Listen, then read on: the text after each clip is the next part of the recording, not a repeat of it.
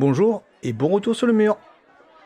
Pour ce premier épisode de la Gardez-vous de la saison, le podcast vous est toujours proposé par l'association La Garde de Nuit. Aujourd'hui, nous avons le plaisir d'accueillir Lou Fitz, booktubeuse. Et c'est en cette qualité que tu as été conviée au mur. Bonjour à toi. Bonjour, merci de m'avoir invité. Mais de rien. Alors, booktubeuse, qu'est-ce que c'est ? Alors, Booktube, c'est une catégorie sur YouTube dans laquelle vous allez retrouver plein de littérature et de lecture.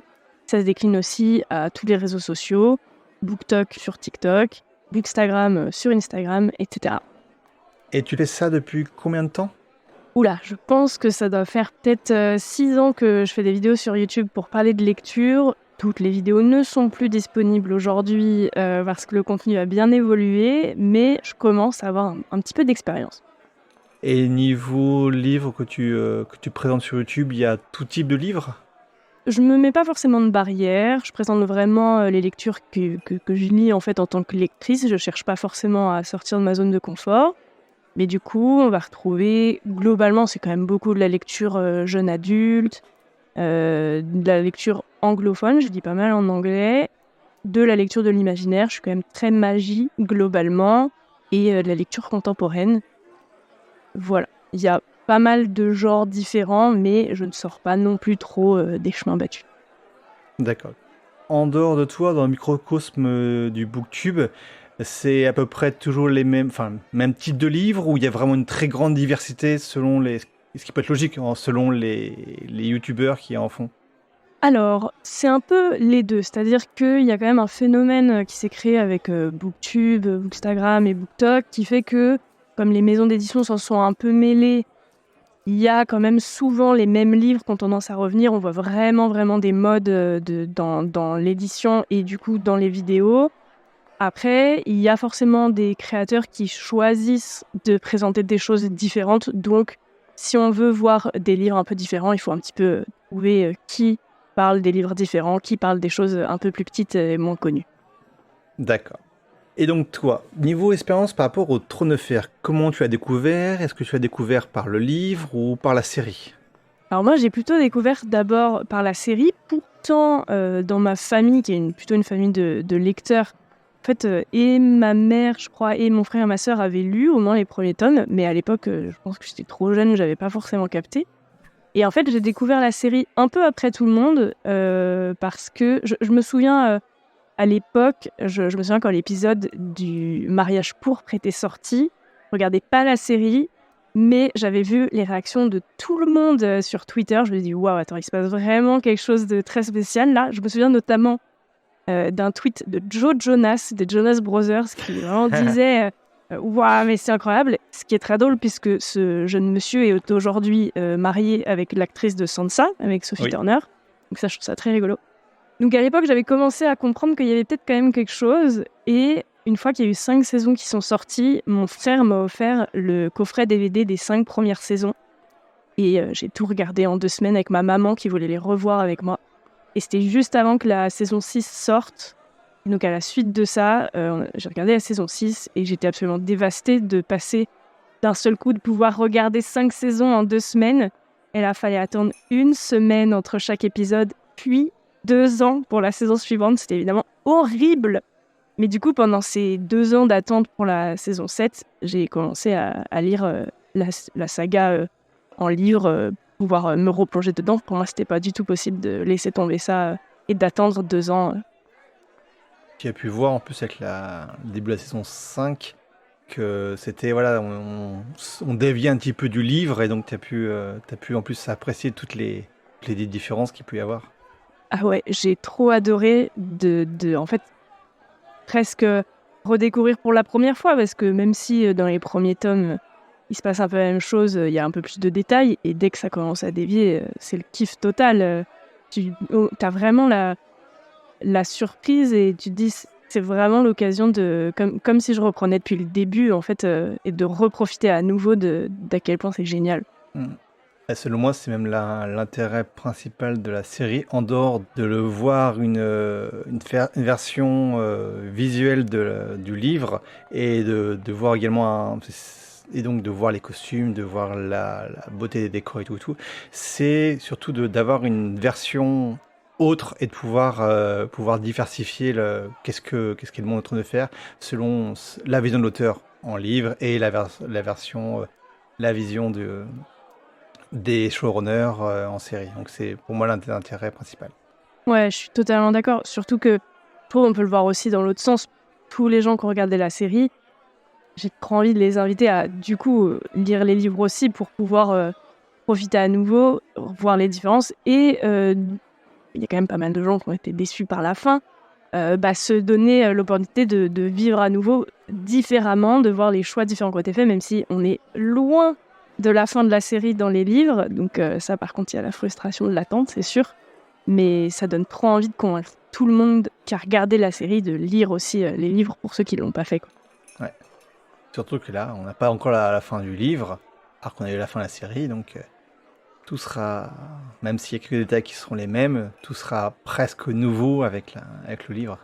On peut même se demander si les choix vraiment totalement finaux, il va peut-être quand même faire des choses différentes. Enfin, on imagine que peut-être même qu'il n'y aura pas la même personne sur le trône. D'ailleurs, ça serait pas très drôle s'il y avait la même personne sur le trône dans la série et dans les livres. Et en même temps, ça doit être difficile pour lui de savoir quel est le mieux. Est-ce qu'il vaut mieux surprendre? Est-ce qu'il vaut mieux rester dans des choses logiques? J'en sais rien. Mais j'ai très très hâte et j'ai vraiment très peur que ça n'arrive jamais. Ah, ça fait partie du débat des spoilers de Schrödinger. On avait fait un article dessus, à la garde de nuit, sur le fait qu'on savait que les showrunners avaient au moins 3 informations sur la suite du livre, qui n'était pas encore sorti, qui est toujours pas sorti d'ailleurs, et choses qui les showrunners ont utilisées. On a des doutes sur les 3 choses, on n'en est pas sûr à 100%. Mais voilà, on verra si c'est une chose. Puis même l'auteur peut aussi avoir changé d'avis et changer entre le temps que la fin de série et maintenant, des détails qu'il a donnés au showrunner et que nous qui seront différents dans le livre. Alors, il arrivera bientôt, on espère. Allez, on prie. On espère, mais on peut se demander aussi, peut-être que les showrunners ont choisi de ne pas écouter George Martin Totalement. et de faire quelque chose de différent, ce qui, je serais pas forcément étonnant, parce qu'il y a quand même des choix. Donc moi, je suis pas trop sûre que c'était lui, mais c'est un débat qui est vraiment trop intéressant et j'ai grand espoir qu'on aura au moins un tome de plus d'ici peut-être 1 an, 2 ans, quelque chose comme ça.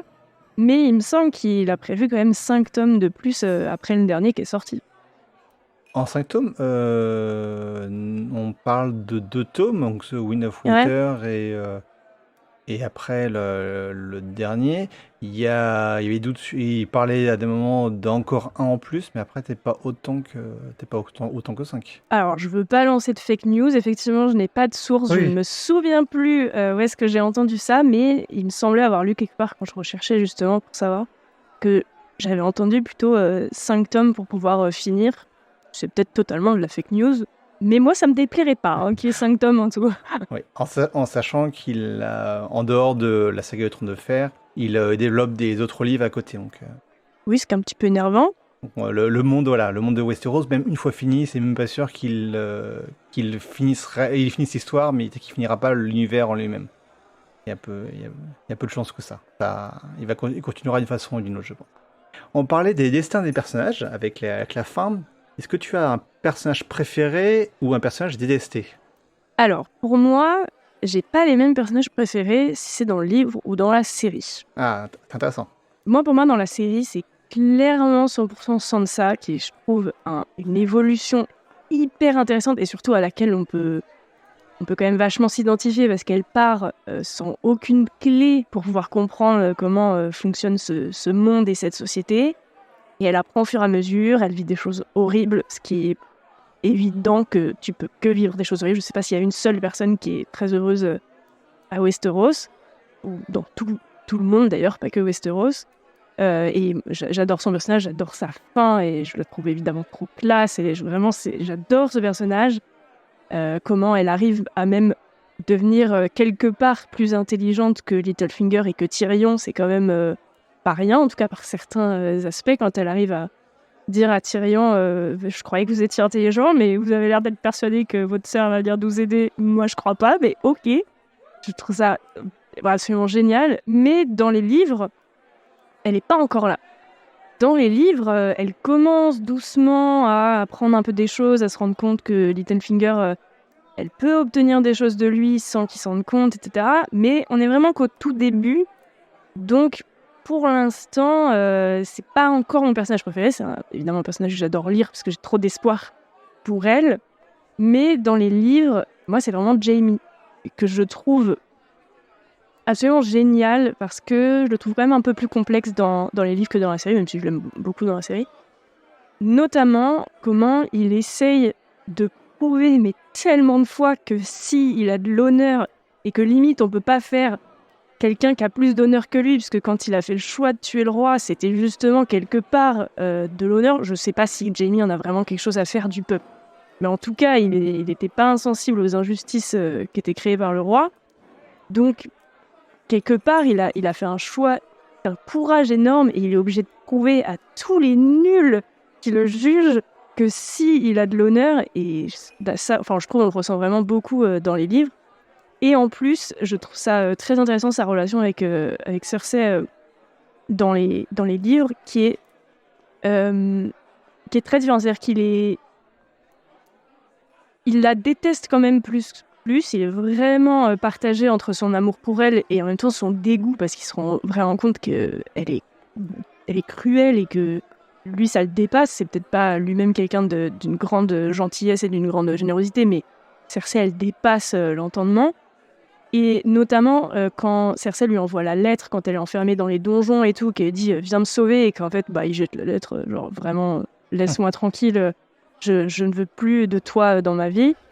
Ah, j'étais contente qu'il fasse ce choix-là, qu'il ne fait pas dans la série. Et aussi, ce que je trouve hyper intéressant, c'est que dans les livres, il s'en fout complètement des enfants qu'il a avec Cersei.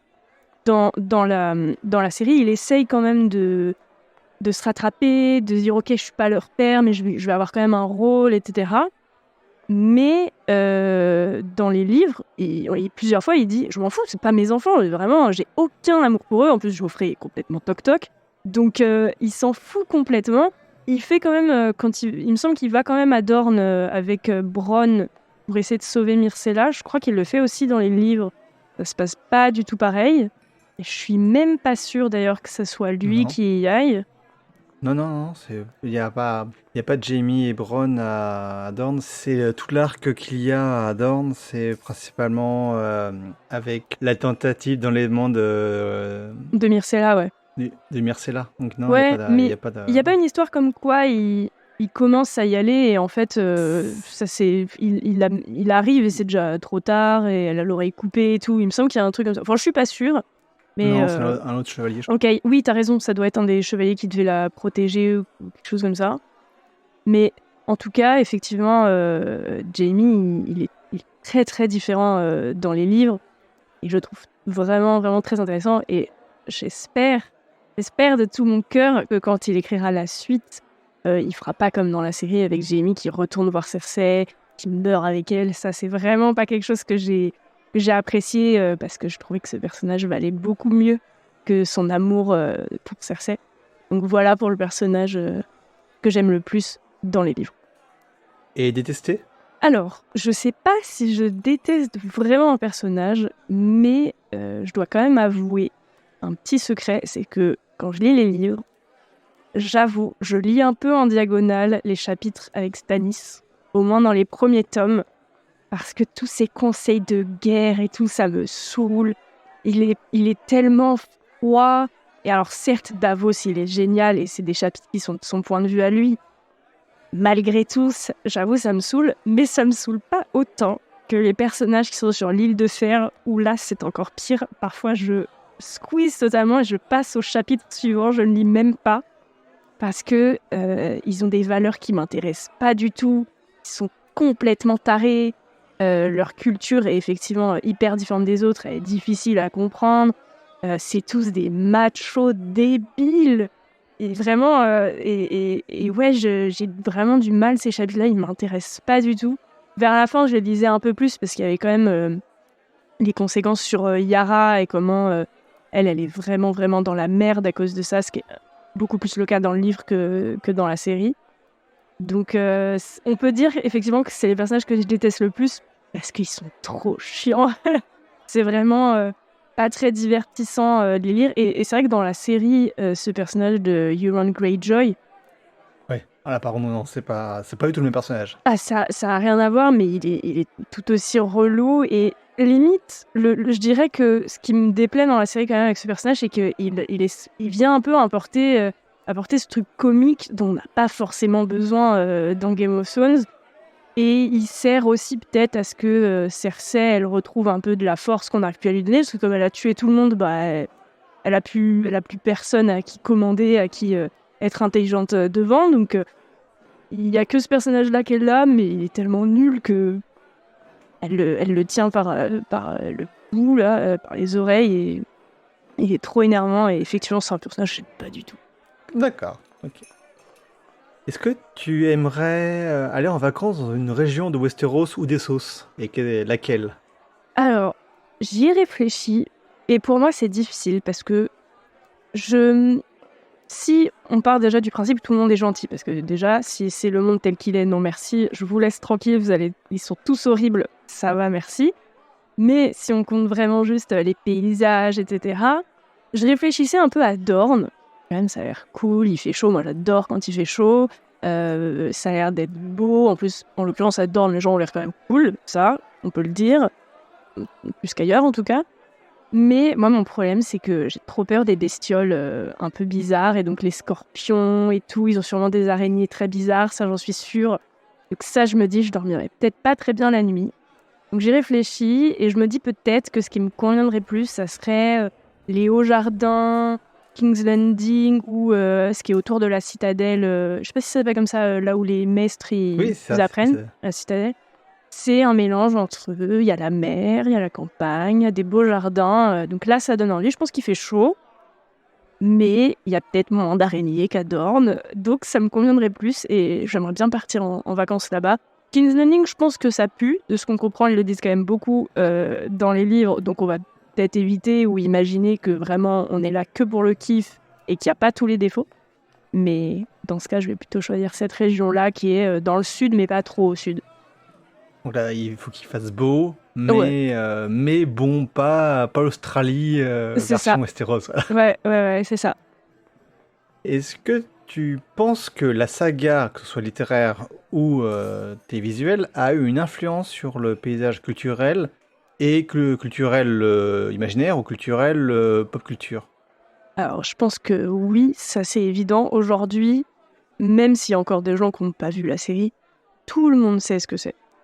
Tout le monde peut même en parler un peu. Il y a même plein de gens d'ailleurs qui ont essayé de la regarder et qui n'ont pas aimé, etc. Mais j'aimerais bien savoir exactement le nombre de gens qui ont regardé au moins le premier épisode. Ça, c'est quand même impressionnant. Quand on pense aussi que, si je me trompe pas, House of the Dragons, ça a été plus visionné le premier épisode. C'était un des épisodes les plus visionnés de cette année, ou je sais plus quoi. Enfin, c'était vraiment des records, alors que c'est le préquel d'une série. Donc c'est quand même assez incroyable. Et aujourd'hui, tu parles avec des amis, avec tes collègues, avec ta famille. Il y a au moins une personne avec qui tu vas pouvoir en parler des heures, tellement ça a eu une influence gigantesque.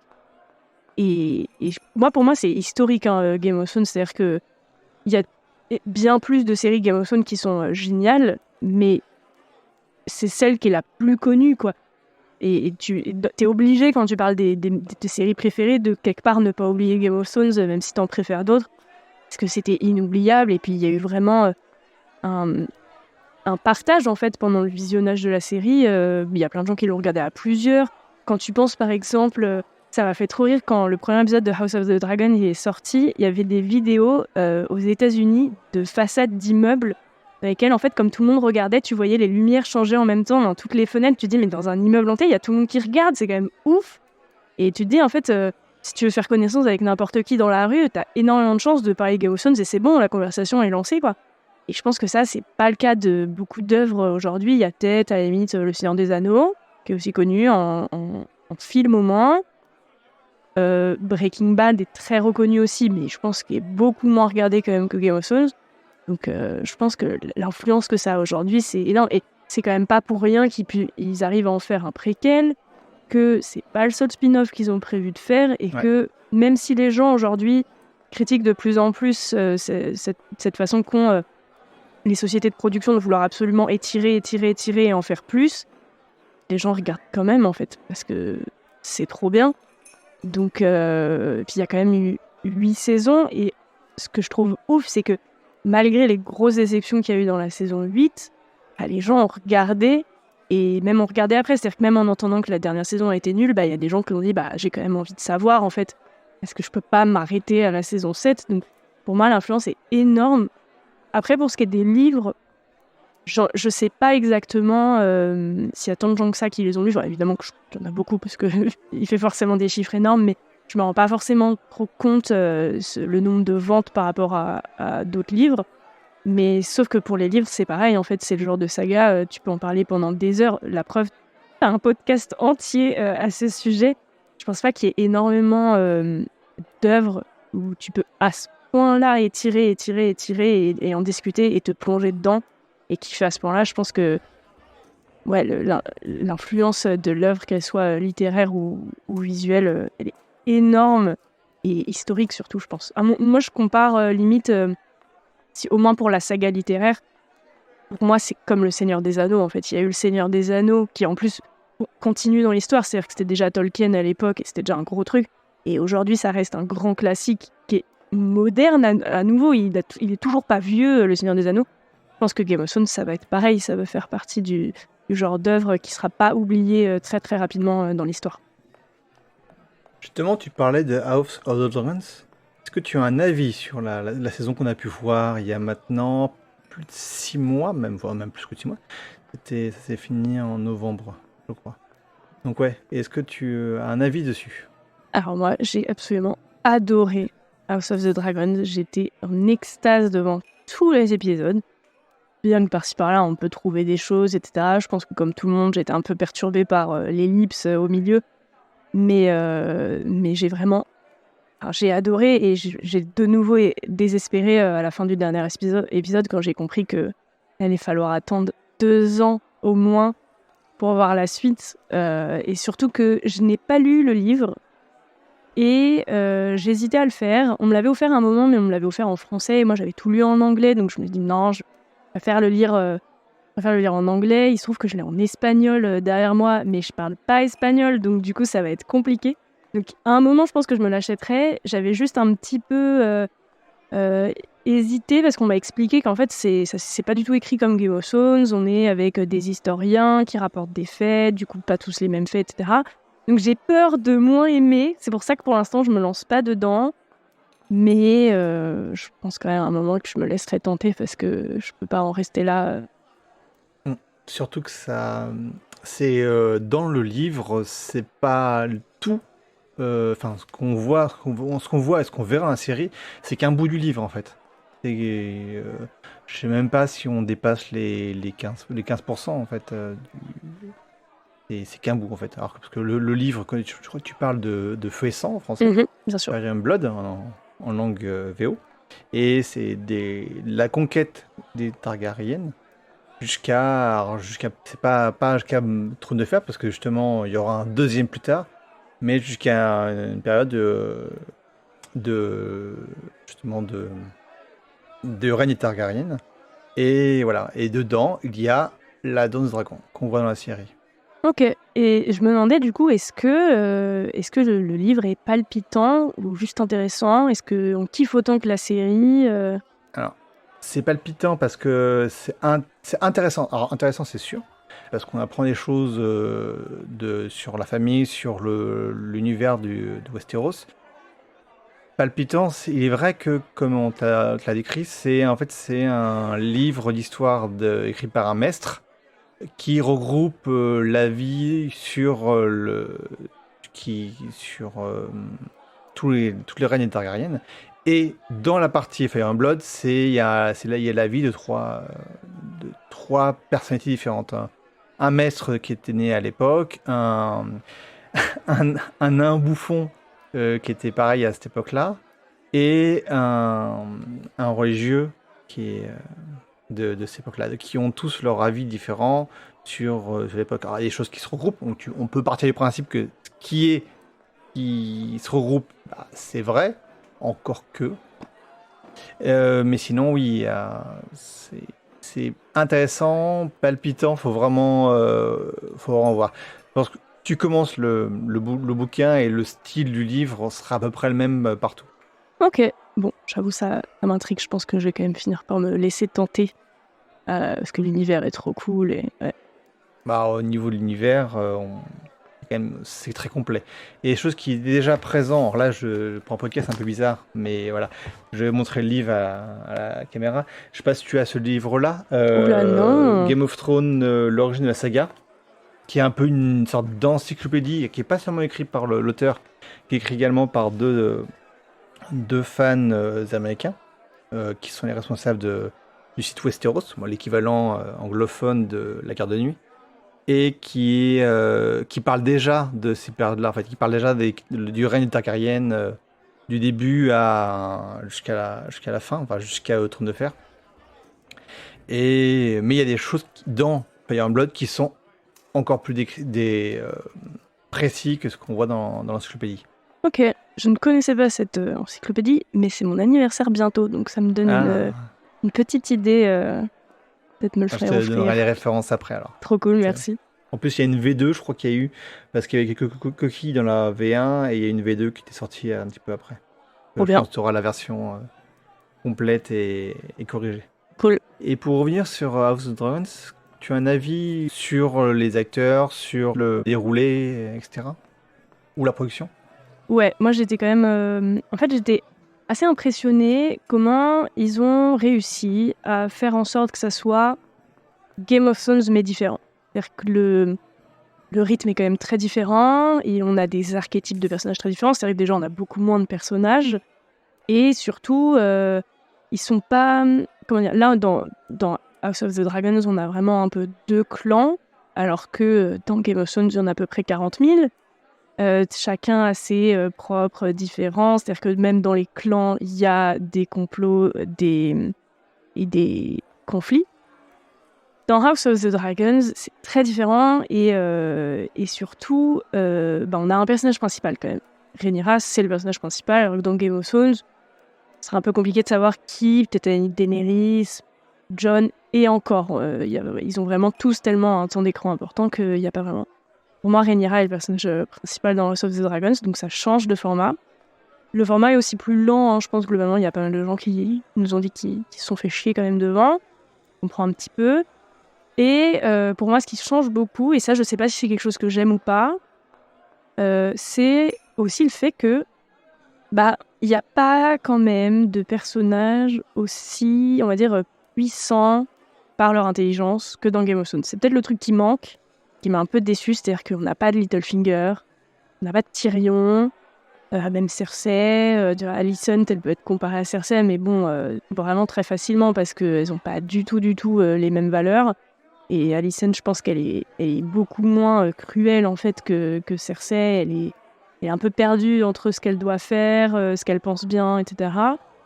Le seul personnage un peu, peut-être qui serait comparable à un Varys ou quoi, je ne me souviens même plus de son nom, c'est le gars qui se masturbe en regardant les pieds d'Alicent et qui a tué son frère sans problème. Bon, il y a lui, mais il n'est pas encore très impressionnant. Il est dégoûtant, on l'aime pas trop, mais il est pas flippant, il n'est pas... Vraiment, il est censé être le Varys de l'époque, mais la classe, elle est pas du tout là, quoi. Pour moi, en fait, les personnages les plus réussis, c'est Rhaenyra, Alicent, le père de Rhaenyra, Viserys, et Daemon. Daemon, par contre, il m'a vraiment impressionné. Et alors là, c'est un personnage qu'on n'a pas dans Game of Thrones. C'est à chaque fois qu'il entre dans une scène, il y a de la tension immédiatement. Il est tellement imprévisible, on ne sait pas du tout ce que ça va donner. Et ça vraiment, j'ai trouvé ça absolument incroyable. Alors je sais que pas mal de gens ont été perturbés par le fait que ça soit Matt Smith qui le joue, et je le comprends parce que moi aussi je fais partie de gens qui ont regardé Doctor Who, qui ont regardé The Crown, et au tout départ on peut peut-être avoir un peu du mal à se détacher, mais je trouve qu'il joue tellement bien que moi ça ne m'a pas du tout posé problème, et à chaque apparition on est un peu bouche bée et on se serre à son fauteuil parce qu'on se demande mais qu'est-ce qu'il va faire encore, et ça j'ai trouvé ça ouf. Et il me semble qu'on n'a pas vraiment de personnage équivalent dans Game of Thrones, peut-être un peu Daenerys. mais c'est pas autant. C'est plus subtil, je pense, du côté de Daenerys. Enfin, pour moi, l'acteur est super. Enfin, de toute façon, j'adore Matt Smith, donc j'étais convaincue avant de regarder.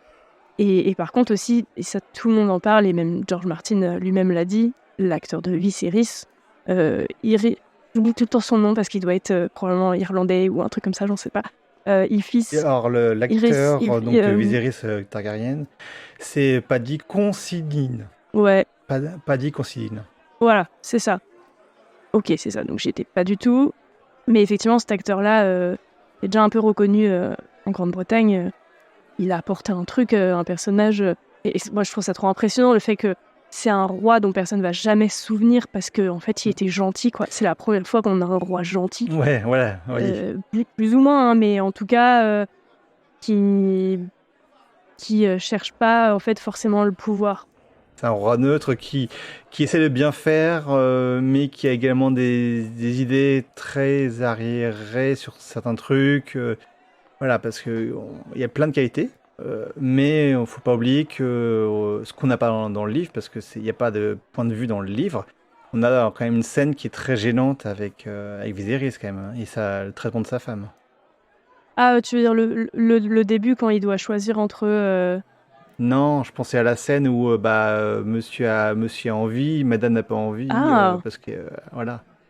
Oui, et c'est l'épisode miroir où il y a Rhaenyra mais tu parles sa qui femme commence. Alicent. D'accord, Alicent, je voilà, pense c'est ça. oui, bon, déjà, j'avoue, à force, c'est vrai que quand je regarde Game of Thrones, mon cerveau met des filtres différents, Oui. je suis moins choquée parce que malheureusement, on peut s'y attendre, quoi.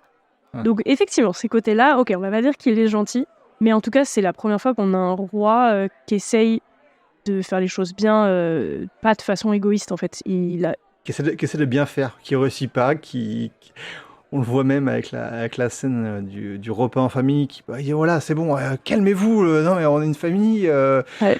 je suis pas parfait, vous n'êtes pas parfait, on va se calmer maintenant, c'est bon. Et c'est assez impressionnant de voir ce roi qui représente pas du tout le pouvoir, mais qui, par-ci par-là, arrive en fait quand même à en avoir, et notamment quand il est au bout de sa vie, qu'il est malade, qu'il a le masque, qu'il y a tout le monde qui s'engueule dans la salle du trône et qu'il arrive. Ça, c'est quand même ouf. Donc, il y a quand même des personnages vraiment forts hein, dans House of the Dragons. C'est juste qu'effectivement, les archétypes sont très différents de ceux de Game of Thrones. Mais je trouve que c'est bien aussi parce que on n'avait pas envie de voir Game of Thrones à une autre époque, en fait. Ou peut-être qu'on aurait apprécié quand même, mais c'est cool qu'il y ait un peu de changement aussi, quoi.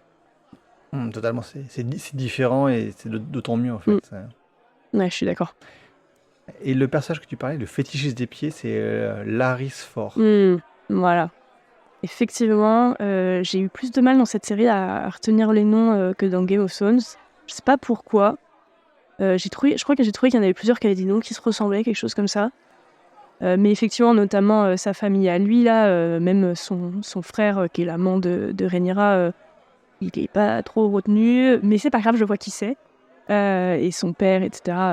Ouais, pas trop retenu. Et puis avec tous les enfants, petits-enfants, arrière-petits-enfants Targaryen, Ah ça oui, va être ils s'appellent terrible. tous Aemon, Daemon, je sais pas quoi, Aegon. Enfin, j'avoue que dans les enfants de Rhaenyra et ses frères, heureusement qu'ils sont visuellement, on peut les décrire visuellement. Celui qui a le cache-œil, celui qui, non, j'avoue, l'aîné, celui qui devient roi, je sais même pas comment on peut le décrire. Il est assez banal, mais si tu peux dire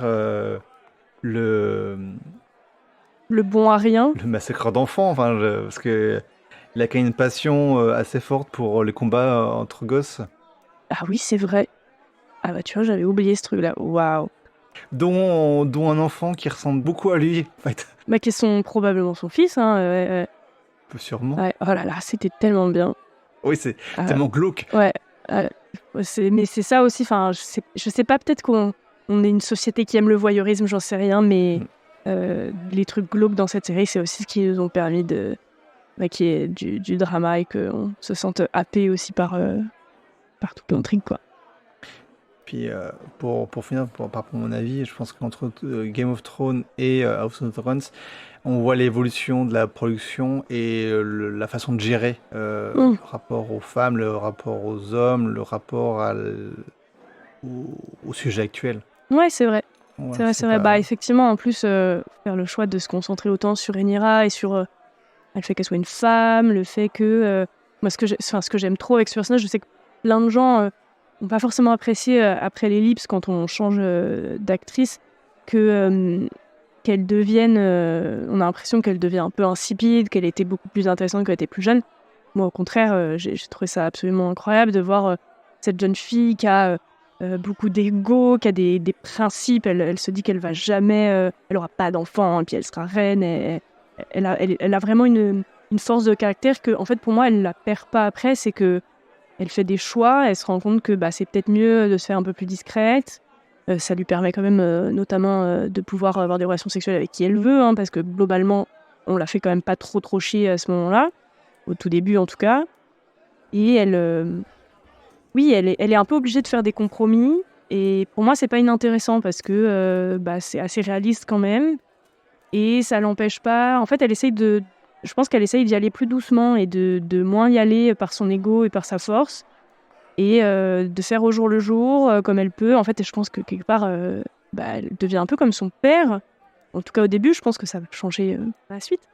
Mais moi, cette différence, j'avoue que je l'ai beaucoup aimée, et j'ai trouvé qu'au contraire, de voir cette Rhaenyra plus posée et plus discrète, c'était quand même intéressant pour ce personnage-là. Et au contraire, Alicent, elle prend un peu plus de place, elle décide de montrer qu'elle est la reine et de prendre un peu cette place de reine alors qu'elle n'est pas vraiment totalement légitime. Donc ça, j'ai beaucoup apprécié aussi. Ouais, pour moi, l'ellipse, même si elle est un peu perturbante, elle est assez intéressante quand même. Peut-être que effectivement, c'est très brutal. D'un seul coup, on se dit oula, attendez, on a raté combien d'années lui, il a changé, elle a pas changé, ou le contraire. Donc, il y avait des choses un peu perturbantes, mais je pense que les choix étaient quand même intéressants, et que ça donne vraiment...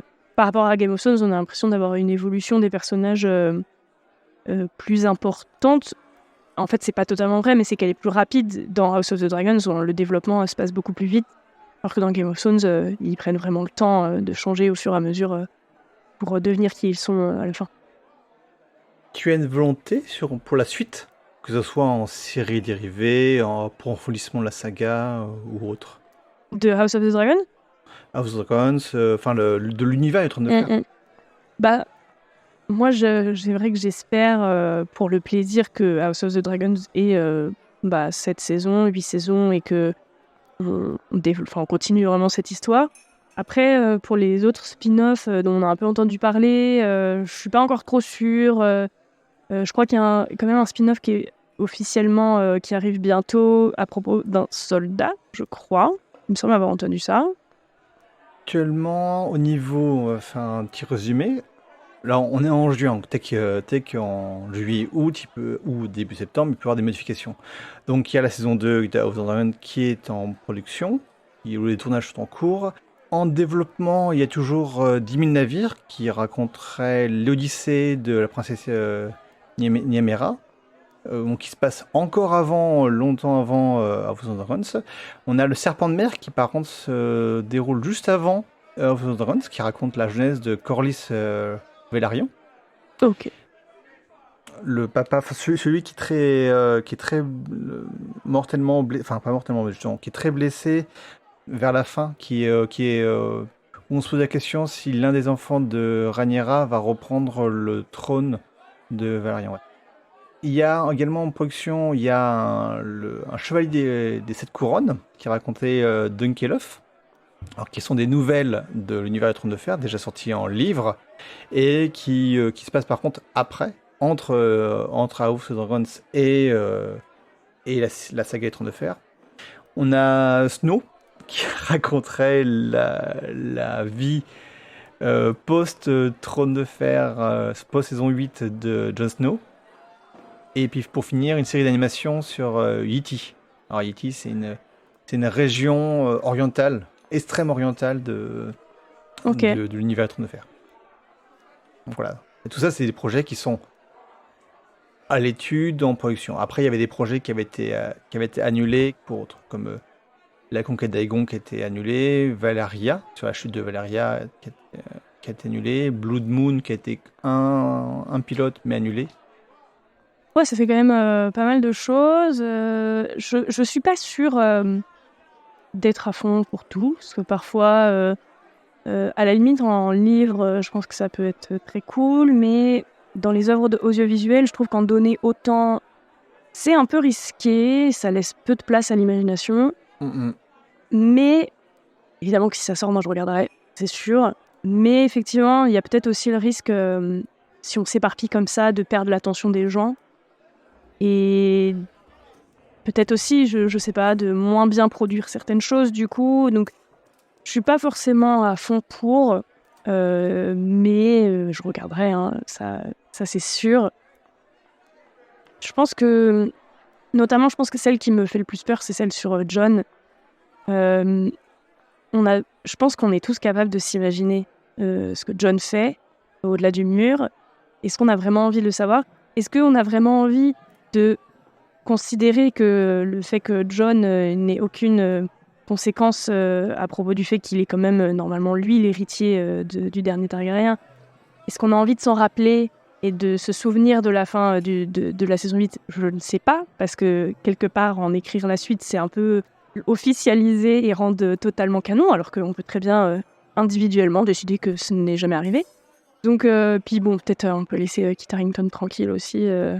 Enfin, ça se trouve, ça peut se passer quand il sera vieux, ils prendront quelqu'un d'autre. Ça peut-être à la limite, que ça peut être intéressant. Mais je me dis, c'est peut-être un peu trop quand même de faire autant de choses et d'étirer à ce point-là. Pareil, je sais qu'à un moment, il y avait parlé, je sais pas si c'était officiel, un spin-off sur Arya, ou en tout cas les gens l'ont un peu demandé. Un spin-off sur Arya qui décide, elle, de devenir exploratrice. Pareil, pas forcément sûr qu'on ait envie de ça. Alors après, ça dépend toujours des productions. Moi, tout ça, ça me fait beaucoup penser à Star Wars, à quel point l'univers s'est étendu à la fois en audiovisuel et en littérature. Et on voit très bien, il y a des choses très très bien dans ce qui s'est étendu de Star Wars, et il y a des choses beaucoup moins bien qui n'ont vraiment pas fait l'unanimité. Donc il y a un risque en fait, il y a un risque de perdre les gens. Je pense aussi à évidemment Marvel. Pour l'instant ça va encore, mais qui commence à produire de plus en plus de choses sur le côté. Et on finit, comme en fait je le disais pour John, à avoir envie peut-être parfois d'être tellement déçu de certaines choses, d'imaginer que ça n'existe pas en fait, et de reprendre l'œuvre pour nous-mêmes et de choisir ce qu'on a envie de garder dedans. Mais c'est peut-être un peu dommage, alors que, à part la saison 8, Game of Thrones, ça avait quand même fait l'unanimité. Donc on peut peut-être aussi s'arrêter là. Et en même temps, je dis ça, mais j'ai tellement kiffé House of the Dragons que j'en veux plus. Donc je suis un peu partagée sur cet avis-là. Donc on verra bien en fait ce qu'ils nous proposeront. Est-ce que tu connais d'autres romans ou nouvelles de Martin ? Non, pas du tout. J'ai réalisé assez récemment qu'il en avait. Et ça m'intéresse. Je pense que je les lirai. Mais quelque part, je suis un peu fâchée contre lui qu'il écrive tout ça et qu'il nous écrive pas la suite. Donc il l'a écrit avant. Je sais qu'il l'a écrit avant, mais du coup, quelque part, j'ai un peu envie dans ma tête de le boycotter et de dire bon, allez, on verra plus tard. Mais non, bien sûr, ça m'intéresse. Je pense que je le lirai. Après, je sais pas pourquoi, mais moi, ça me fait pareil avec Philippe Pullman, qui est l'auteur de À la croisée des mondes, etc., qui aussi a écrit des nouvelles pour étendre un peu son univers. J'imagine bien que c'est très bien et que c'est très intéressant, mais dans les deux cas, j'ai peur d'être déçue, j'ai peur que ça soit pas pareil, j'ai peur que ça soit juste un peu pour nous donner des miettes, donc je sais pas, je lirai évidemment, mais je pense que je vais prendre le temps et je vais pas forcément me jeter dessus comme ça, mais évidemment. Enfin, c'est George Martin, donc quelque part je lui fais quand même confiance. Ouais, parce qu'en dehors de l'univers des Trônes de Fer, il a fait beaucoup, c'est plutôt des années 70, 60-70, un tout petit peu début 80, beaucoup de nouvelles ou de novellas dans le sujet de science-fiction, de fantastique et autres. Alors là, quand vous écouterez le podcast, les épisodes de Martin à la plage sont déjà passés, mais pour notre invité, ouais, je t'invite à écouter, si tu as la possibilité, écouter les podcasts, qu'il y aura des courts podcasts sur les autres romans, qui est dans l'été, on va avoir d'autres présenter les autres livres qu'il a, une partie des autres livres qu'il a pu écrire. Avec plaisir, j'écoute ça avec plaisir et j'espère que ça me donnera envie, mais je vais écouter, c'est sûr. Nickel. Justement, est-ce que tu vois un successeur à Martin? Alors, quand je dis successeur, c'est dans l'esprit qui peut créer un truc dans le type de Trône de Fer, ou de façon totalement prosaïque, reprendre la saga en sachant que, ou même créer un spin-off, en sachant que l'auteur lui-même ne souhaite pas que ça soit, enfin, à ce que l'on sait, qu'il soit repris. Et donc, il est évidemment important de pouvoir respecter le choix de l'auteur, Martin, de ne pas vouloir reprendre. Voilà. Mais bon, on peut toujours imaginer qui est-ce qui pourrait reprendre en tant qu'auteur ou autrice la saga, ou même faire quelque chose dans l'esprit, encore une fois.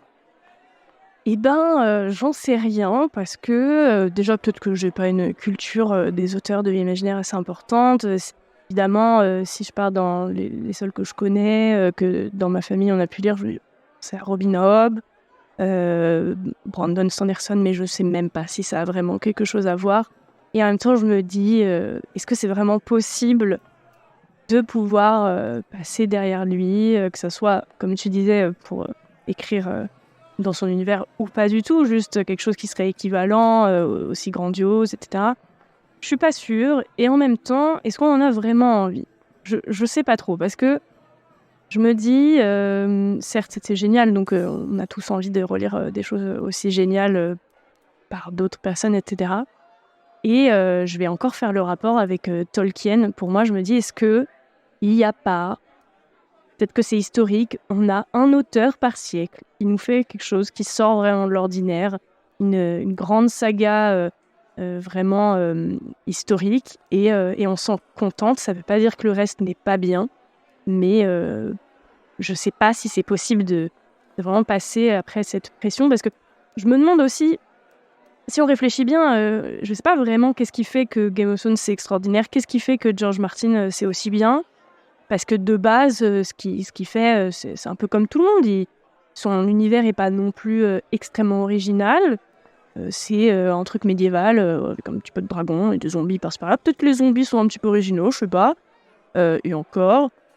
En final, ce qui fait que son univers est riche, c'est par la politique, par la complexité des relations entre les personnages et des cultures différentes qui existent géographiquement, etc. Mais ça, je pense qu'il est loin d'être le seul à le faire. Donc, peut-être juste que c'est génial parce que c'est sa façon d'écrire, que lui, il a un puzzle de... Il écrit bien, il a fait le choix et il le maîtrise, en tout cas pour l'instant, il maîtrise le fait d'avoir autant de personnages et pas de personnages principal. Il semble quand même connaître son univers, ou en tout cas d'être capable de faire des choix pour décrire les choses, etc. Mais c'est ça que je me demande, c'est est-ce qu'on est vraiment capable de dire pourquoi est-ce que George Martin est si bien, et du coup, est-ce que quelqu'un d'autre peut faire aussi bien, alors qu'il n'y a peut-être pas une méthode, en fait, tout simplement. Donc je ne sais pas, et je ne sais pas non plus si on a envie qu'il y ait quelqu'un qui lui succède. J'en sais rien. Tellement, c'est aussi mon avis. Trop cool. Alors, Lovitz, tu as une petite particularité qu'on n'a pas présentée au début du podcast, c'est que tu travailles pour du doublage, et tu travailles pour Dublin Brothers, ceux qui ont fait le doublage français de House of Dragons et de Game of Thrones. Tout à fait. Je travaille pour eux en tant que monteuse synchro. Donc ça veut dire qu'une fois qu'on a enregistré les voix françaises sur certaines productions, je viens recaler un petit peu les phrases pour qu'elles aient l'air un petit peu plus synchro sur les lèvres du comédien VO. Et j'ai donc un peu travaillé sur House of the Dragons. À l'époque de la saison 8 de Game of Thrones aussi, j'étais là, mais on nous avait un peu demandé, j'étais pas encore monteuse synchro en plus, mais on nous avait demandé est-ce que vous voulez ou pas travailler dessus. Moi, j'ai choisi de ne pas travailler dessus parce que je voulais pas me faire spoiler. Mais c'était quand même assez grandiose. C'était la première fois pour Game of Thrones, qui à la base était un peu une série normale. Mais la saison 8, il y avait même un nom de code pour parler de Game of Thrones. On ne disait pas Game of Thrones, je ne te dirai pas le nom de code, mais il y en avait un. Et même moi, mes collègues qui avaient travaillé dessus, ils avaient signé un contrat en plus de leur contrat ordinaire, qui est déjà un contrat de confidentialité. Ils avaient signé des papiers en plus pour ne rien dire.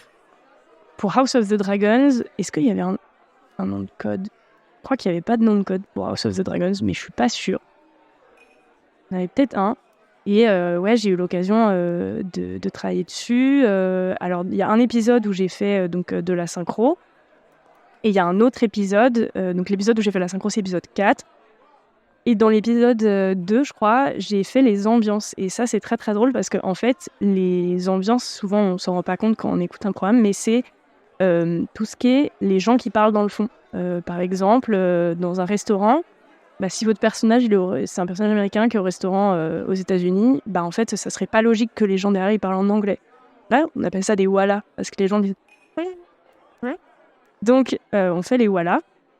Et dans Game of Thrones, pareil, ce serait pas très logique que tous les gens de Westeros ne parlent pas français. Et donc nous, le montage, on est chargé de venir mettre des wallahs, des gens qui parlent. Et c'est pas forcément facile parce qu'on a une banque de sons, évidemment, avec toutes ces ambiances, mais autant vous dire qu'on n'a pas beaucoup de banques de sons médiévales, de gens qui parlent de choses de cette époque-là. Donc on essaie de faire attention à pas avoir, par exemple, une ambiance rue dans laquelle on a quelqu'un qui dirait « taxi !» Ça marcherait pas trop. Mais du coup, c'était quand même très rigolo de pouvoir un peu jouer avec les ambiances et tout, parce que de trouver les bonnes. Il y a quelques moments, en fait, le travail des ambiances en VO, il était assez fin. Moi, j'ai beaucoup apprécié. On entendait par-ci par-là, en fait, des petites phrases qui ressortaient un peu, mais t'entends pas ce que la personne dit, mais t'entends que c'est de l'anglais. Donc moi, j'ai dû essayer de trouver des choses pour qu'il y ait des petites voix qui ressortent, etc. Donc c'était vraiment, vraiment, vraiment kiffant. Alors que c'est un travail que personne n'entend. Donc en fait, même si je l'avais pas bien fait, le travail, ça n'aurait remarqué. Et moi, j'ai trop kiffé. Et puis, c'était vraiment un privilège de pouvoir voir les épisodes, évidemment, avant tout le monde, en fait. Pour faire des podcasts, ce qu'on me dit souvent, c'est que quand on n'entend pas, enfin quand la personne ne remarque pas quelque chose, c'est que c'est bien fait. Ouais. Et par contre, quand il y a un truc qui va pas bien au niveau son, là, ça coupe complètement le visionnage ou l'écoute de la chose. Donc, c'est un petit peu frustrant, mais si on fait pas de remarques dessus, c'est que c'est très bien fait. Et j'ai eu, à ma connaissance, aucune remarque sur le doublage français de House of Dragons. Trop bien. Alors ça, c'est évidemment principalement grâce quand même aux comédiens et aux directeurs artistiques, parce que Totalement.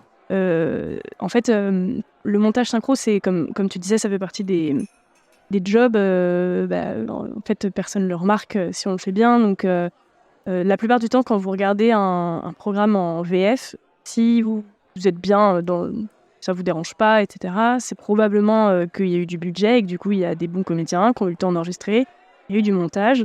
Alors que la plupart des doublages entre guillemets nuls, assez classiques, qu'on trouve tous partout et dont on peut se moquer, c'est tout simplement des doublages qui n'avaient pas de budget, qu'ils ont dû, en plateau d'enregistrement, puiser.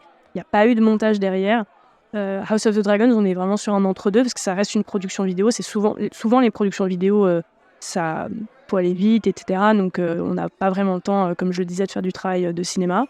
Mais là, quand même, c'était House of the Dragons. Ils ont demandé à ce qu'on passe un petit peu dessus, nous, le montage, pour améliorer. Mais heureusement aussi qu'en plateau, ils ont eu le temps et qu'ils avaient des comédiens aussi bons, parce que nous, si le comédien a pas le temps de se placer correctement, en montage, on pourra juste aider un peu, mais on ne pourra pas rattraper ce qui n'a pas pu être fait en plateau. Donc, il m'a semblé aussi que le doublage de House of the Dragon était plutôt bon. Je me permets d'ailleurs de dire que je le préfère à celui de Game of Thrones, mais je pense que la différence, c'est que Game of Thrones, ça a commencé, c'était n'importe quelle série, c'était vraiment rien de spécial.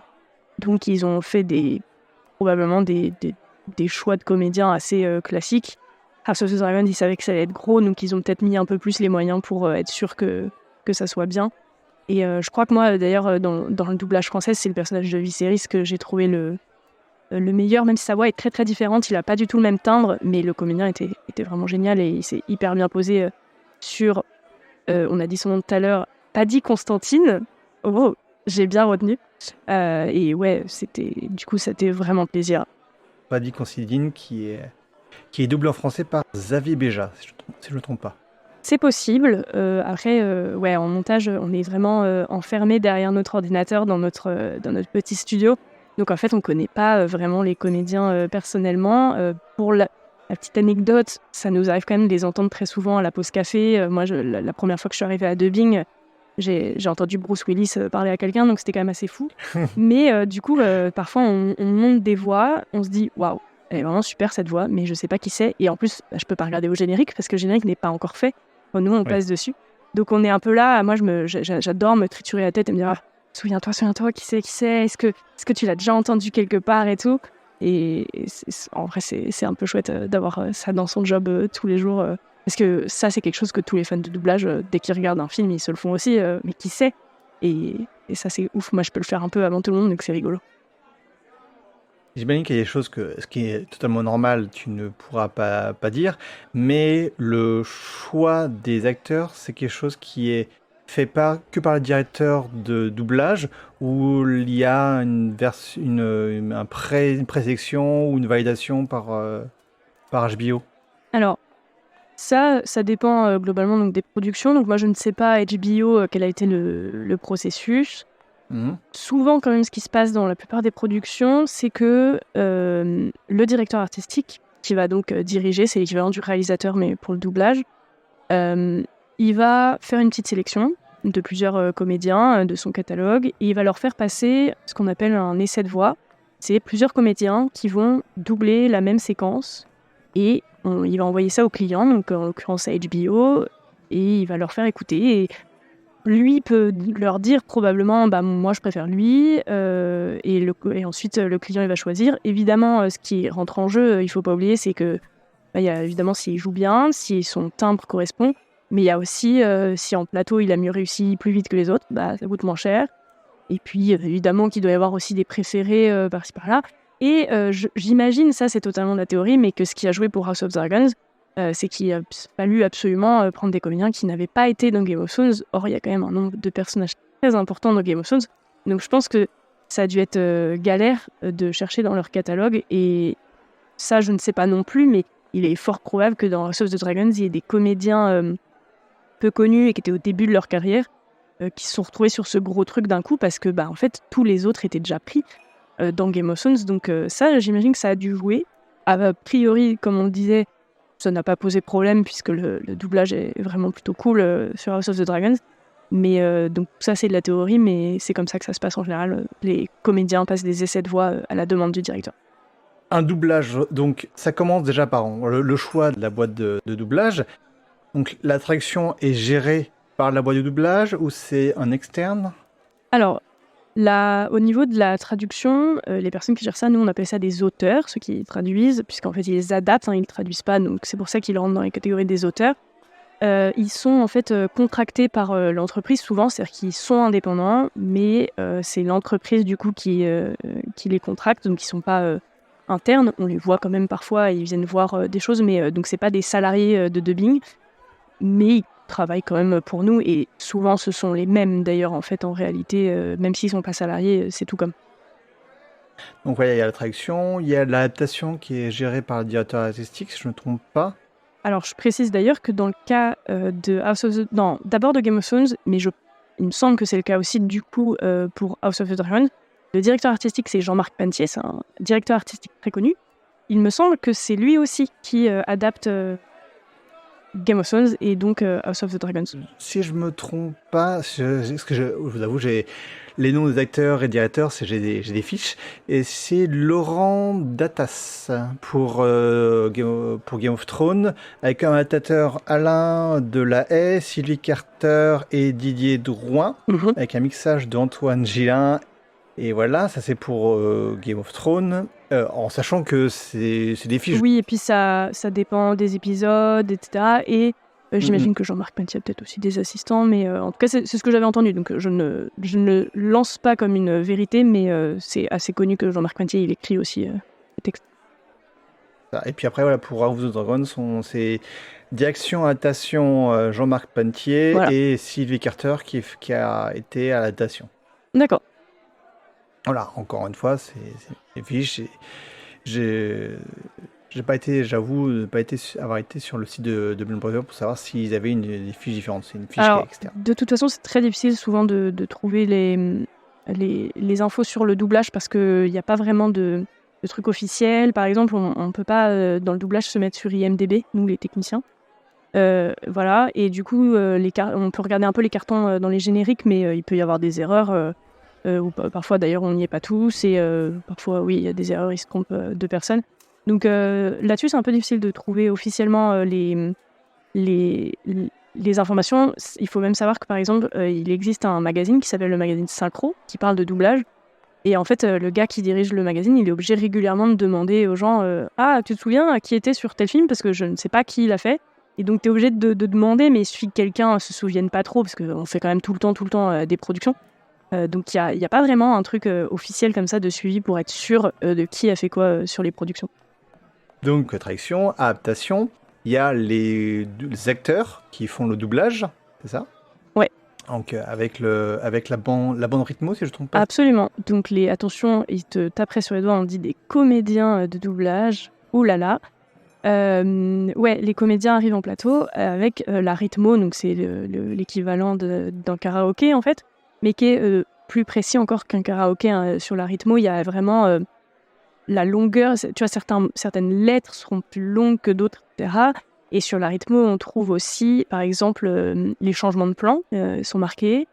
Il y a toutes les respis qui sont marquées aussi, très important les respirations, donc c'est écrit avec des H. Donc nous, on rigole, on dit souvent les HH, il a oublié de faire son HH. Voilà, donc ouais, et surtout ce qui est assez impressionnant quand même, que peut-être les gens captent pas, c'est que là où un acteur sur un plateau, il va apprendre son texte, en doublage, ils arrivent, ils écoutent une fois la VO, ils lisent en même temps la rythmo, et puis c'est parti, quoi, ils font leur phrase. Ils la font plusieurs fois, quand ils ont le temps. Mais donc c'est vraiment un travail... en fait, c'est aussi que c'est très très difficile. Hein. Comédien de doublage, c'est vraiment pas n'importe quel comédien qui peut faire du doublage. Parce que il faut évidemment avoir un bon jeu, il faut savoir projeter sa voix, parce qu'en fait, forcément, si ton personnage à l'écran il crie et que toi tu parles comme je suis en train de parler, ça ne collera pas, ça sera pas synchro, ça ne va pas marcher. Mais ça, c'est pas forcément facile à maîtriser. Il y a aussi des comédiens qui sont vraiment incroyables, qui arrivent à maîtriser leurs clics. Les clics, c'est les bruits qu'on fait là quand on parle, on a de la salive dans la bouche et les micros, ils le captent beaucoup. Et il y a des comédiens qui arrivent à ne pas cliquer. Par exemple, Christophe Lemoine ou Donald Renew, dans les plus connus, nous, en montage, c'est à nous de nettoyer les clics. On n'a quasiment rien à faire avec eux parce qu'ils sont vraiment ouf. Donc ça, effectivement, c'est en plateau. Il y a tout ce travail-là qui est fait en très peu de temps. Et vraiment, les comédiens sont... Pour moi, c'est un travail qui est magique. En fait, ils ont des super pouvoirs parce que même, on a parfois des comédiens moins connus qui viennent du cinéma, qui viennent.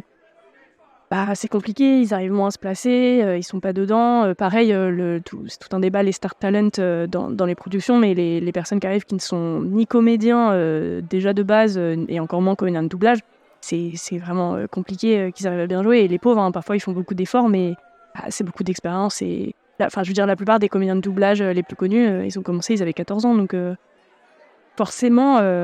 c'est un métier qui est très très compliqué et ils sont trop forts. Ils sont tous trop forts. C'est un métier et je pense qu'on ne reconnaît pas assez leur travail. Ouais, je trouve que ça commence à changer un peu, c'est assez intéressant. Il y a de plus en plus une sorte de popularisation du doublage et du fait d'aimer le doublage. Aujourd'hui, on a quand même Donald Renew qui a je sais pas combien d'abonnés sur Twitch, mais très très populaire sur Twitch. Ça devient quand même de plus en plus populaire, donc ça c'est cool, peut-être que ça va redonner un petit peu aux comédiens ce qu'ils méritent, parce que franchement c'est un métier de l'ombre, et surtout je pense qu'il y a plein de gens aussi qui réalisent pas l'importance du doublage. C'est-à-dire que je précise, par exemple, je l'ai pas dit depuis tout à l'heure, mais je travaille dans le doublage, mais moi je regarde tout en VO, hein, malgré tout, je préfère la VO, mais en fait depuis que je travaille dans le doublage, je me suis rendu compte à quel point c'est incroyable, que ça rend accessible aux gens qui parlent pas anglais, ont le droit de pas avoir envie de lire. En plus, très rapidement, aujourd'hui, les sous-titres n'ont plus beaucoup le temps d'être faits, donc ils sont pas ouf. C'est un peu plus de temps quand même, généralement, sur les adaptations de doublage, mieux comprendre le texte. Il y a des gens qui savent pas lire ou pas bien lire, donc pour beaucoup de choses, évidemment, les gens qui seraient malvoyants aussi, le doublage, ça permet de rendre accessible. Donc pour moi, c'est vraiment c'est sous-côté, je pense, le doublage. Moi, pendant longtemps, hein, j'étais comme tout le monde à dire le doublage c'est nul, moi je regarde en VO, c'est mieux en VO. Oui, je préfère toujours la VO, mais les bons doublages, c'est quand même vachement cool.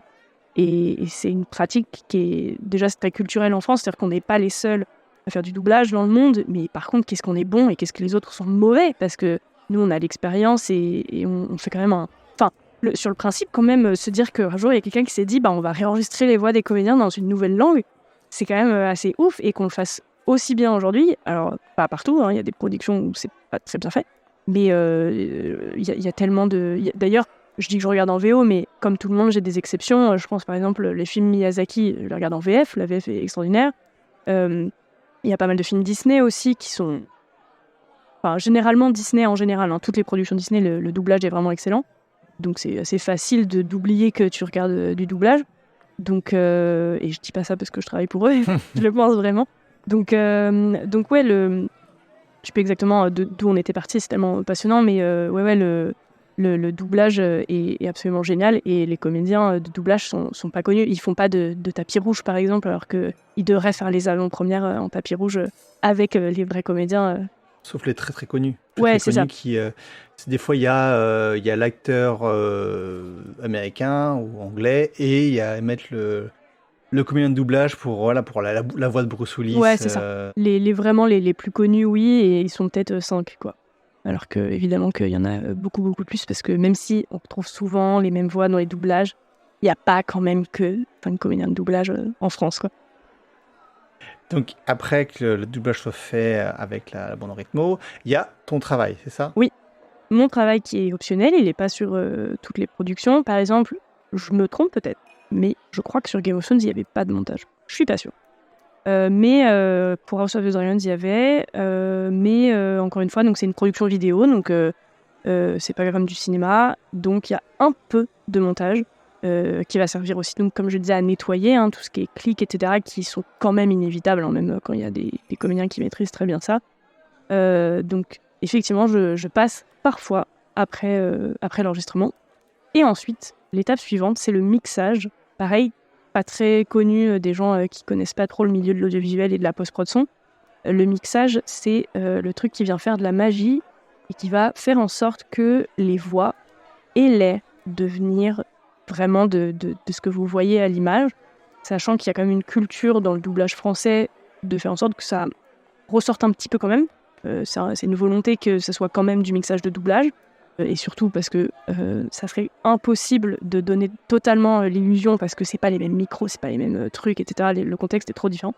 Mais donc le mixage, il est là pour rajouter un peu de reverb, parce que si t'es dans une église, ça résonne, mais en fait, même si t'es dans ton salon, ça résonne, même si on s'en rend pas compte. Et ça va gérer les volumes et faire plein d'autres choses techniques qui ne sont pas forcément nécessaires à expliquer, mais qui sont absolument magiques et passionnantes pour faire en sorte que les voix aient l'air vraiment de venir de l'image. Ouais, la gestion de la stéréo, par exemple. Par exemple, ouais. Alors, en l'occurrence, en doublage, on l'a un petit peu moins que dans la post-prod audiovisuelle générale, parce que une grande règle dans l'audiovisuel, c'est que les voix, elles sont au centre. On les bouge très très peu, parce que sinon ça serait très perturbant. De temps en temps, un petit peu vers la gauche, un peu vers la droite, ça arrive qu'il y ait des personnages qui sonnent hors champ, ce genre de choses, mais la plupart du temps quand même, on est très très au centre sur les voix. D'accord.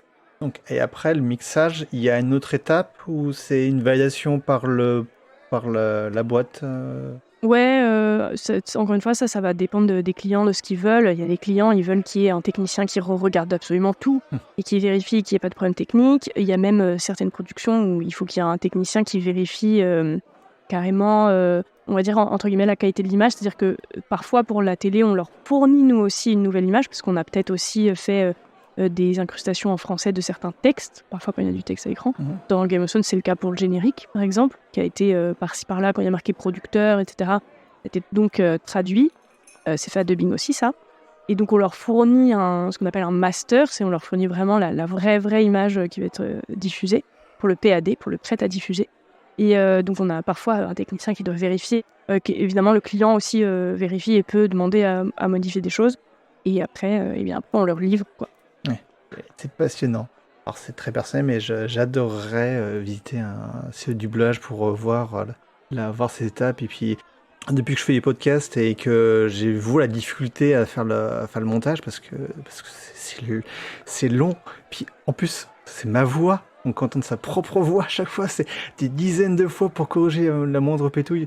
Et ça me donne encore plus de mérite à ceux qui le font. Quoi. Visiter un studio de doublage ou voir même les coulisses. Je pense que c'est, comme tu as dit, c'est très compliqué parce que tu as toujours les clients et le côté il est secret, mais c'est passionnant, ouais. C'est complètement passionnant. Ouais, après il faut se dire que, moi par exemple, donc je peux te parler des 2 aspects, l'aspect amateur et l'aspect professionnel. Moi là, j'enregistre, pour mes vidéos avec mon petit micro, qui a, probablement plus de 10 ans. Il y a un peu de rouille d'ailleurs sur mon micro, dans ma pièce qui est pas du tout, correctement sonorisée, l'acoustique n'est pas très belle et cetera. Là oui, le montage, de la voix et le mixage de la voix, n'est pas très facile et pas forcément très kiffant. Même si je sais pas si tu as entendu parler, mais depuis pas longtemps, il y a Adobe qui a sorti une intelligence artificielle qui permet de nettoyer les voix. C'est assez bluffant. Il y a des choses à modifier, mais du coup, moi, je triche un petit peu depuis peu. Mais par contre, dans le milieu professionnel, c'est très différent parce que de base, déjà, ça a été enregistré dans un studio avec des gens qui savent placer leur voix, avec des gens qui savent mettre le micro, qui savent enregistrer. Et du coup, forcément, derrière, il y a vraiment... C'est beaucoup plus facile et on peut plus kiffer sur les détails plutôt que de se dire « Oh là là, je déteste ma voix, quoi ». Oui. Effectivement, après, je trouve que le fait de... Moi, à force, là, donc, comme je disais, ça fait à peu près 6 ans, même peut-être plus, je sais plus, que j'ai ma chaîne YouTube. Je me suis habituée à force à ma voix. De temps en temps, mon cerveau, il reboot un peu, il se dit « Oula, quand même, elle est horrible, cette voix ». Et après, il se réhabitue parce que c'est normal de pas trop aimer sa voix. Et je me demande si combien de doublages ça leur fait ça aussi. Parce que eux, c'est encore pire, parce que parfois, ils changent leur voix, ils peuvent faire exprès de prendre des voix insupportables. Il y en a, non, ils gardent leur voix, mais ils ont une voix tellement particulière que peut-être que des fois, ils se disent « Oh, j'en ai marre de ma voix ». Puis ils doivent tout le temps, ils parlent tout le temps. Enfin, donc je sais pas si c'est pareil pour les comédiens de doublage, et en même temps, eux, ils s'entendent dans des beaux micros et des belles prises de son, donc peut-être que quelque part, c'est agréable quand même, quoi. Ouais, bien comme tu parlais tout à l'heure, les petits E, les tics, voilà, en avoir beaucoup moins, ça va être Ouais. hyper agréable. C'est vrai que, par exemple, moi, je pète un câble, et d'ailleurs, je te souhaite du courage quand tu vas monter ce podcast, parce que moi, je clique beaucoup. Je n'arrive pas à maîtriser mes clics. Il est probable que, évidemment, la position de mon micro, ça joue aussi beaucoup. Et ça, par contre, c'est un plaisir dans le doublage d'en avoir beaucoup moins. Il y en a, et ça arrive d'ailleurs, il y a des comédiens qui cliquent plus que d'autres. Souvent, les femmes ont tendance à cliquer un peu plus. Et parfois, voilà, tu fais un épisode et tu tombes sur 2 personnages qui passent leur temps à cliquer. Tu dis « Ah, au secours !» Vraiment, c'est relou. Et il y en a d'autres, comme je te disais, qui cliquent jamais. Donc ouais, ça fait partie des trucs techniques qui sont très, très particuliers et précis, mais auxquels on doit faire face régulièrement. Encore merci beaucoup pour tous ces détails. Avec plaisir. Est-ce que tu as une recommandation? Lecture, visionnage, autre? Alors, je réfléchis. Attends, je prends du temps pour réfléchir. En plus, j'ai l'impression de passer mon temps à lire des choses extraordinaires ou de regarder des choses extraordinaires. Si tu trouves pas, c'est pas grave. Ouais, mais j'ai envie de trouver. Ouais, Attends, je je comprends. réfléchis un peu. C'est vrai que je lis pas tant de choses que ça dans le fantastique, dans la fantasy, etc. Ça, c'est plutôt dans ma famille. Ma mère est trop fan. Elle est désespérée que j'ai toujours pas lu L'Assassin Royal de Robin Hobb, et je le ferai un jour. C'est promis, je lirai. C'est super, mais c'est long aussi. Voilà. Et puis, t'as le sang royal, partie 1, partie 2, puis tu as Les Aventures de la mer, puis partie 3, sang royal, puis les anciens, puis partie... Enfin, c'est... Voilà, j'ai compris que si je le faisais, je faisais un peu un contrat avec le diable en même temps, et de devoir y passer beaucoup de temps. Et en même temps, ce que me dit ma maman, et je le comprends tout à fait, c'est que c'est tellement bien que c'est pas grave. Donc je le ferai un jour, c'est promis. Après, effectivement, moi je suis plus dans des lectures en ce moment jeune adulte, donc je touche quand même beaucoup à la magie. Donc je vais quand même toucher à des univers qui peuvent s'en rapprocher, mais qui sont peut-être moins développés, etc. Récemment, j'ai j'ai terminé enfin Eragon. Eragon pour ceux qui préfèrent dire comme ça, que j'avais commencé il y a très très longtemps, etc. Et j'avais jamais lu la suite, et j'ai terminé. Mais pareil, je trouve que c'est à la fois une lecture fantastique classique que je pourrais recommander aux gens qui ont envie de continuer dans ces univers-là. En même temps, c'est tellement moins développé. Ça va pas très très loin, c'est quand même très simple, ce qui n'empêche pas que ça soit kiffant, mais pareil, l'auteur il a essayé, je crois, d'étendre un peu son monde et d'écrire d'autres choses. En tout cas, il disait que ça l'intéressait de le faire, mais ça a tellement rien à voir. Et en plus, on est quand même dans le cas des dragons sur quelque chose de classique, avec il y a des dragons, il y a des nains, il y a des elfes, voilà. Game of Thrones avait cette particularité-là quand même, de, sans être hyper original, de quand même se décaler un petit peu. Donc j'ai pas forcément de choses à recommander particulièrement dans cet univers-là. Mais par contre, ce que je peux dire, c'est que récemment, j'ai lu, alors là ça n'a rien à voir, mais quelque part peut-être quand même, j'ai lu Circé de Madeline Miller, qui a beaucoup tourné sur les réseaux, qui est, que je conseille beaucoup, même si c'est difficile de dire pourquoi.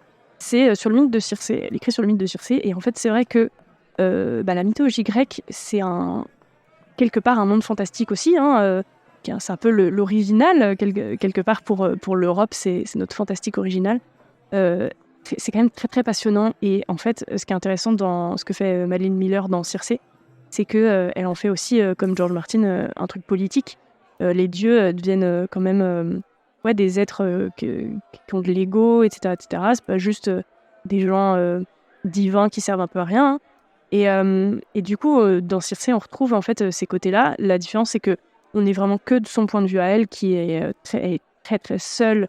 C'est une solitude absolument extraordinaire. Et du coup, elle a vraiment un rôle d'observatrice des autres gens. Et alors évidemment, ce qui est marrant, c'est que comme moi, on connaît un peu la mythologie grecque, comme tout le monde, on a lu 2-3 trucs, mais pas très bien. Alors on se rappelle aussi, ah oui, là, elle parle de Odysseus. C'est qui Odysseus? Ah oui, en français, c'est Ulysse. Ok. Là, elle parle de Persée. Et là, elle parle de machin, et son père, c'est truc. Ah oui, je me souviens. Et ça, c'est assez cool, parce que c'est une façon de se plonger dans un univers qu'on connaît un tout petit peu. Et en même temps, du coup, c'est assez kiffant. Et ce qui est un peu particulier avec Circé, c'est que tout le monde a trouvé extraordinaire ce livre. Et moi, j'ai pas envie de dire que c'est extraordinaire, et en même temps, c'est vrai que j'arrivais pas à le lâcher. Et je sais pas trop pourquoi. Parce que c'est vraiment Circé qui est toute seule, qui observe des gens, et une fois par siècle, il y a quelqu'un qui vient la voir. Et malgré tout, c'est un peu difficile de lâcher ce livre. Et en fait, ça donne envie de se replonger dans l'univers de la mythologie grecque. Parce qu'il y a vraiment beaucoup, beaucoup de choses. Et c'est magique. Il y a en fait vraiment, vraiment plein de magie. Mais c'est de la magie, en tout cas, comment elle le fait. Et elle n'est pas la seule à le faire. C'est hyper, je sais pas comment dire, limite c'est des X-Men en fait, les dieux, parce que t'as les humains qui vivent avec leur pote Achille, en fait sa mère c'est une déesse, tout le monde le sait. C'est vraiment, les dieux sont pas que religieux, quoi, c'est vraiment des êtres magiques qui vivent tout à fait parmi les humains, ça dépend lesquels.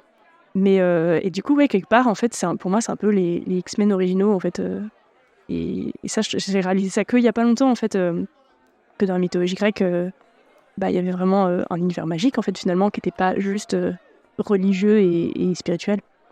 C'est très cool. Donc à la limite, je recommanderais ça aux gens qui nous écoutent. Lisez des choses sur la mythologie grecque, c'est un autre univers fantastique, mais qui est hyper cool aussi. C'est vrai que le parallèle dieu super-héros est quand même très très proche. Ne serait-ce que par les auteurs de comics, c'est souvent une source. Ouais, c'est vrai, grave. Merci pour ta recommandation. Nous acheminons vers la fin de l'épisode. Je recommande évidemment à nos auditeurs d'aller voir tes vidéos sur YouTube et te suivre sur Instagram. Et évidemment, je mettrai les liens dans l'article et dans les notes de podcast. Chers auditeurs, encore merci de continuer d'écouter et de réécouter nos podcasts. Vous verrez, ce sera une super 4e saison. Que ce soit sur la partie blog, forum ou Wikipédia, la garde de nuit continuera à tenir le mur pour apporter toutes les actualités fraîches et évidemment combattre les fake news concernant l'univers de J.R.R. Martin. En attendant l'épisode de fin octobre, comme d'habitude, abonnez-vous au flux, donnez-nous vos avis sur les émissions par corbeau, que ce soit sur l'appli de podcast, sur YouTube ou sur le forum. Et puis rendez-vous à fin octobre. Encore merci beaucoup à toi, Loufitz. Merci beaucoup, ça m'a fait trop plaisir. Ça fait un plaisir. Merci et à bientôt. Salut. Au revoir.